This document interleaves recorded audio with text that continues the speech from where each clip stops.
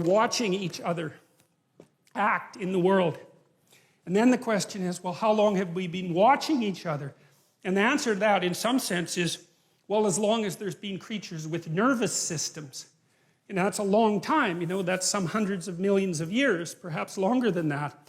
We've been watching each other, trying to figure out what we're up to across that entire span of time. And some of that knowledge is built right into our bodies, which is why we can dance with each other, for example, right? Because understanding isn't just something that you have as an abstraction. It's something that you act out, you know? That's what children are doing when they're learning to rough and tumble play, is they're learning to integrate their body with the body of someone else in a harmonious way, learning to cooperate and compete, and that's all instantiated right into their body. It's not abstract knowledge. They don't know that they're doing that. They're just doing it.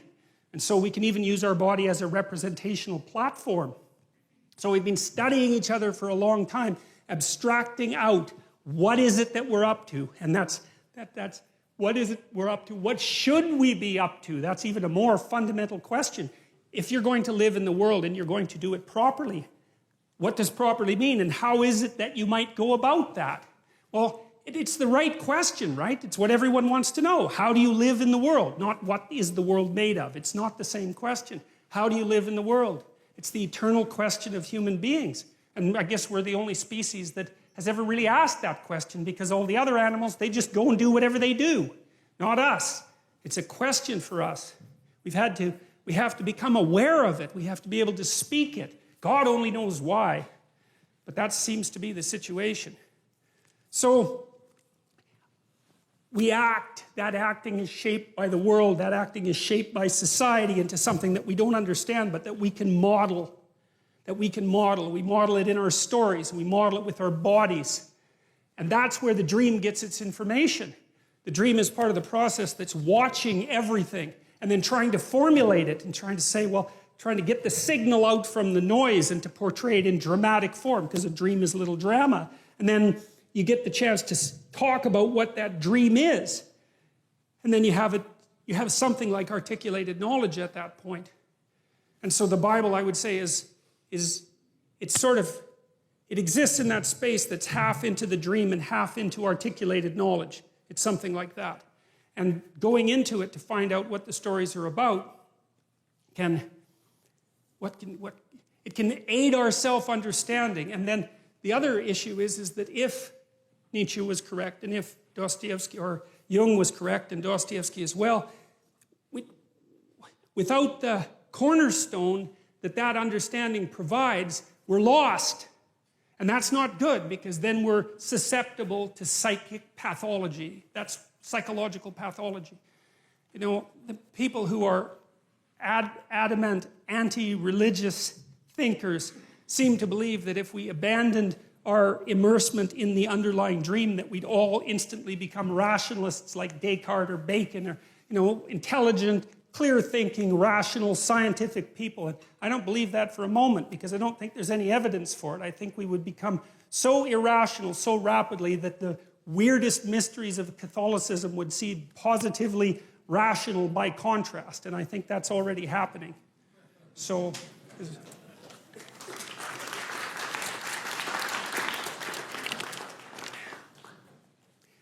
Okay. So this is the idea, essentially, you know, that you have the unknown world. That's just what you don't know at all. That's the outside. That's the ocean that surrounds the island that you inhabit, something like that. It's chaos itself. And then you act in that world, and you act in ways you don't understand. There's more to your actions than you can understand. One of the things Jung said, I loved this when I first understood it, he said, everybody acts out a myth, but very few people know what their myth is. And you should know what your myth is, because it might be a tragedy, and maybe you don't want it to be. And that's really worth thinking about, because you have a pattern of behavior that characterizes you, you know, and God only knows where you got it. Partly it's biological, partly it's from your parents, it's your unconscious assumptions, it's the way the philosophy of your society has shaped you, and it's aiming you somewhere. Well, is it aiming you somewhere you want to go? That's a good question. That's part of self-realization, you know. We know we don't understand our actions. that's almost every argument you have with someone is about that. It's like, well, why did you do that? And you come up with some half-baked reasons why you did it. You're flailing around in the darkness, you know, you try to give an account for yourself, but you can only do it partially. It's very, very difficult because you're a complicated animal with the beginnings of an articulated mind, something like that. And you're just way more than you can handle. And all right, so you act things out, right? You act things out.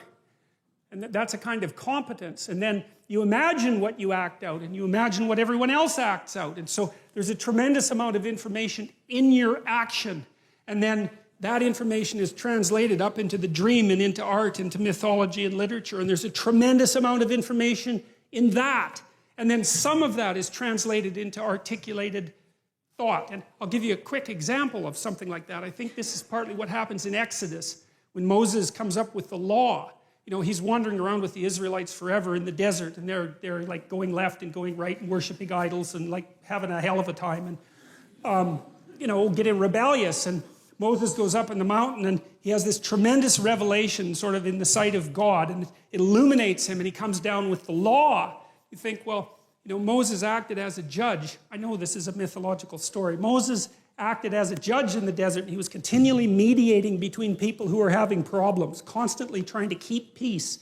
And so what are you doing when you're trying to keep peace? Is you're trying to understand what peace is, right? You have to apply the principles. Well, what are the principles? Well, you don't know. The principles are whatever satisfies people enough to make peace. And maybe you do that 10,000 times, and then you get some sense of, oh, here's the principles that bring peace. And then one day it blasts into your consciousness like a revelation. Here's the rules that we're already acting out. Well, that's the 10 Commandments. They're there to begin with. And Moses comes forward and says, look, this is already basically what we're doing, but now it's codified, right? And like that's all a historical process that's condensed into a single story, but obviously that happened because we have written law. Right? And that emerged in good legal systems. That emerges from the bottom up. That's English common law is exactly like that. Right? It's single decisions that are predicated on principles that are then articulated and made into the body of law. And the body of law is something you act out. That's why it's a body of law. If you're a good citizen, you act out the body of law. And the body of law has principles. Okay, so the question is, there's principles that guide our behavior. What are those principles? Well, I think if you want the initial answer of what the archaic Israelites meant by God, that's something like what they meant. Now, it's not a good enough explanation, but look, imagine that you're a chimpanzee and you have a powerful, dominant figure at the pinnacle of your society. That represents power. Now, more than that, because it's not sheer physical prowess that keeps a chimp at the top of the hierarchy. It's much more complicated than that. But you could say, well, there's a principle that the dominant person manifests. And then you might say, well, that principle shines forth even more brightly if you know 10 people who are dominant, powerful. Then you can extract out what dominance means from that. You can extract out what power means from that. And then you can divorce the concept from the people. And we had to do that at some point because we can say power in a human context and we can imagine what that means, but it's divorced from any specific manifestation of power. Well, how the hell did we do that? Like, that's so complicated. If you're a chimp, the power is in another chimp. It's not some damn abstraction. Well, so the question is, think about it. We're in these hierarchies, many of them across centuries. We're trying to figure out what the guiding principle is. We're trying to extract out the core of the guiding principle. And we turn that into a representation of a pattern of being. Well, it's something like that. That's God. It's an abstracted ideal. And it's put in personified form. It manifests itself in personified form, but that's okay because what we're trying to get at is in some sense, the essence of what it means to be a properly functioning, properly social, and properly competent individual. We're trying to figure out what that means. You need an embodiment, you need an ideal that's abstracted that you could act out that would enable you to understand what that means. And that's what we've been driving at. So that's the first hypothesis in some sense. I'm going to go over some of the attributes of this abstracted ideal that we've formalized as God, but that's the first sort of hypothesis, is that a philosophical or moral ideal manifests itself first as a concrete pattern of behavior that's characteristic of a single individual. And then it's a set of individuals. And then it's an abstraction from that set. And then you have the abstraction. It's so important.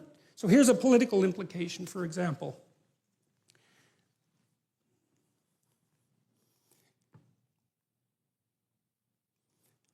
One of the debates, we might say, between early Christianity and the late Roman Empire was whether or not an emperor could be God, literally, right? To be deified, to be put in a temple. And you can see why that might happen, because that's someone at the pinnacle of a very steep hierarchy who has a tremendous amount of power and influence. But the Christian response to that was, never confuse the specific sovereign with the principle of sovereignty itself. It's brilliant. You see how difficult it is to come up with an idea like that, so that even the person who has the power is actually subordinate to something else. Subordinate to, let's call it a divine principle, for lack of a better word. So that even the king himself is subordinate to the principle. And we still believe that, because we believe that our president, our prime minister, is subordinate to the damn law. Whatever the body of law, right? There's a principle inside that even the leader is subordinate to. And without that, you could argue you can't even have a civilized society, because your leader immediately turns into something that's transcendent and all-powerful. And I mean, that's certainly what happened in the Soviet Union, and what happened in Maoist China, and what happened in Nazi Germany, because there was nothing for the powerful to subordinate themselves to. You're supposed to be subordinate to God. So what does that mean? Well, we're going to tear that idea apart, but partly what it means is that you're subordinate, even if you're sovereign, to the principle of sovereignty itself. And then the question is, what the hell is the principle of sovereignty? And I could say, we have been working that out for a very long period of time. And so that's one of the things that we'll talk about, because the ancient Mesopotamians and the ancient Egyptians had some very interesting, dramatic ideas about that. So, just for example, very briefly, there was a deity known as Marduk. And Marduk, he was a Mesopotamian deity. And imagine this is sort of what happened, is that as an empire grew out of the post-Ice Age, say 15,000 years ago, 10,000 years ago, all these tribes came together, and these tribes each had their own deity, their own image of the ideal, but then they started to occupy the same territory, right?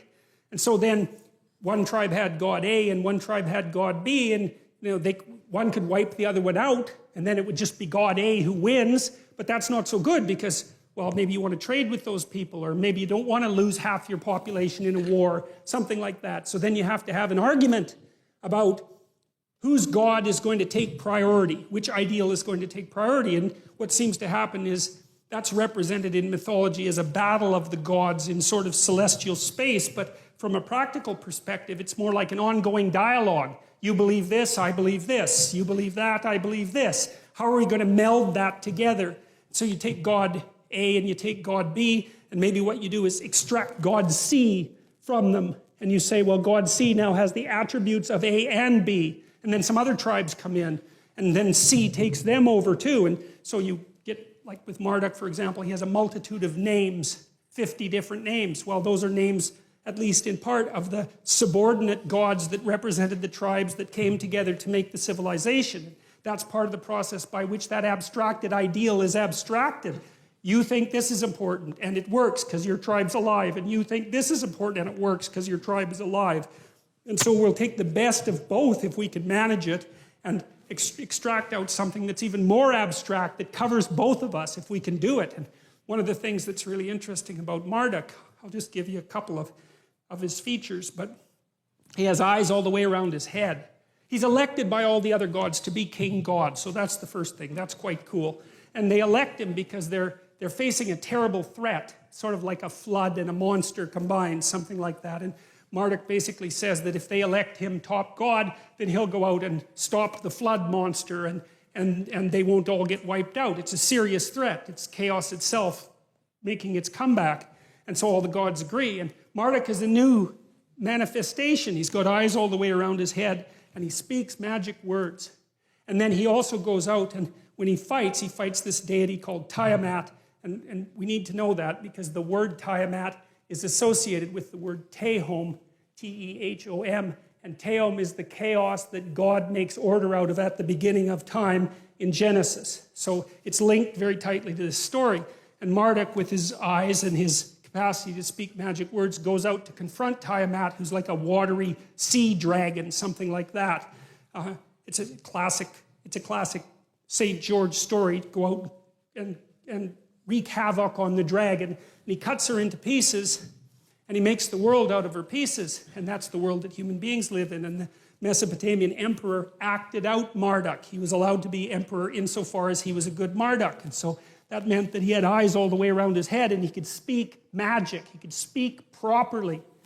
And so that we're starting to understand there at that point the essence of leadership, right? Because what's leadership? It's the capacity to see what the hell's in front of your face and maybe in every direction, and then the capacity to use your language properly in a transformative manner and to transform chaos into order. And God only knows how long it took the Mesopotamians to figure that out, and the best they could do is dramatize it, but it's staggeringly brilliant. You know, it's by no means obvious, and this chaos is a very strange thing, and this is the chaos that God wrestled with at the beginning of time. Chaos is it's half psychological and half real. There's no other way to really describe it. The chaos is what you encounter when you're thrown into deep confusion, right? When your world falls apart, when you encounter something that blows you into pieces, when your dreams die, when you're betrayed. It's the chaos that emerges, and the chaos is everything at once, and it's too much for you. And that's for sure. And it pulls you down into the underworld. And that's where the dragons are. And all you've got at that point is your capacity to bloody well keep your eyes open and to speak as carefully and clearly as you can. And maybe, if you're lucky, you'll get through it that way and come out the other side. And it's taken people a very long time to figure that out. And it looks to me like the idea is erected on the platform of our ancient ancestors, maybe tens of millions of years ago, because we seem to represent that which disturbs us deeply using the same system that we use to represent like serpentile or other carnivorous predators.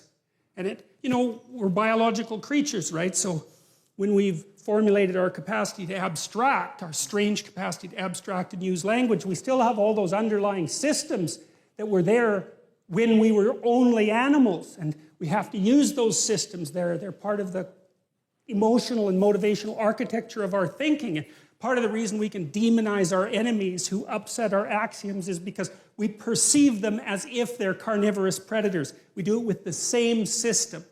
And that's chaos itself, the thing that always threatens us, right? The snakes that came to the trees when we lived in them like 60 million years ago. It's the same damn systems.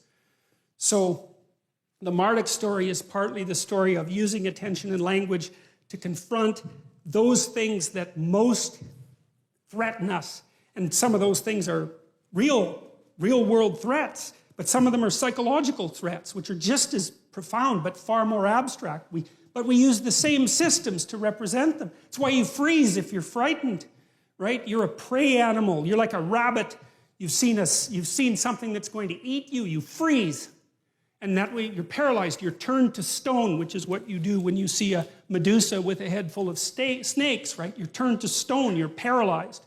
And the reason you do that is because you're using the predator detection system to protect yourself. Your heart rate goes way up, and you get ready to move. Things that upset us rely on that system. And then the Marduk story, for example, is the idea that if there are things that upset you, chaotic, terrible, serpentine, monstrous, underworld things that threaten you, the best thing to do is to open your eyes and get your speech organized and go out and confront the thing and make the world out of it.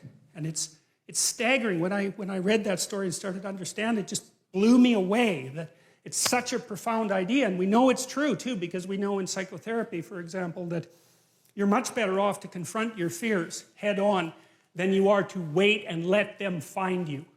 And so partly what you do if you're a psychotherapist is you help people break their fears into little pieces, the things that upset them, and then to encounter them one by one and master them. And so you're teaching this process of eternal mastery over the strange and chaotic world. And all of that makes up some of the background. We haven't even got to the first sentence of the biblical stories yet.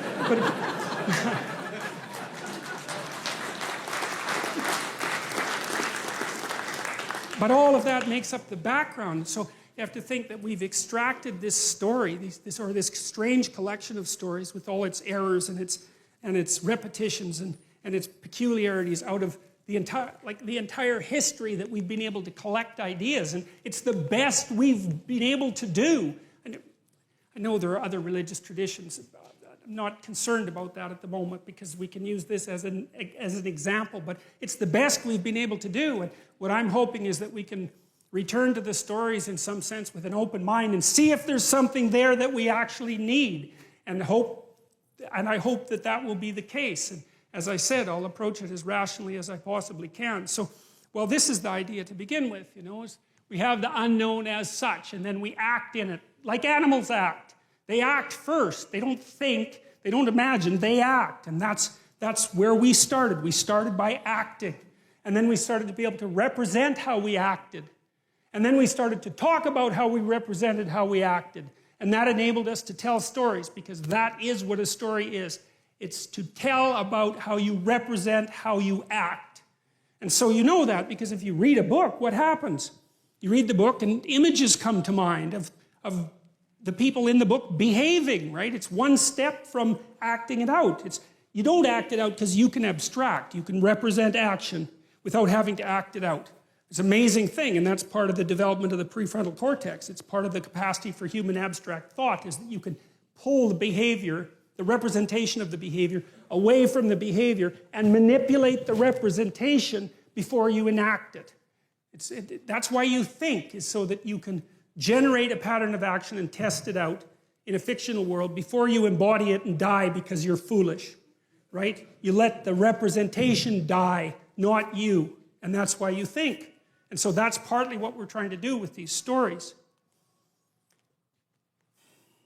What do I hope to accomplish? I hope to end this 12-lecture series knowing more than I did when I started. That's my goal, because I said that, I'm not telling you what I know. I'm trying to figure things out, and this is part of the process by which I'm doing that. And so I'm doing my best to think on my feet. I come prepared, but I'm trying to stay on the edge of my capacity to generate knowledge and to make this continually clearer and to get to the bottom of things. And so I'm hoping that that's what I want to accomplish. And it seems like people are interested in that. So then we're going to try to accomplish that together. And so that's the plan. And the idea is to see if there's something at the bottom of this amazing civilization that we've managed to construct that I think is in peril for a variety of reasons. And maybe if we understand it a little bit better, we won't be so prone just to throw the damn thing away, which I think would be a big mistake. And to throw it away because of resentment and hatred and bitterness and historical ignorance and jealousy and the desire for destruction and all of that. It's like, I don't want to go there. It's a bad idea to go there, and we need to be grounded better. And so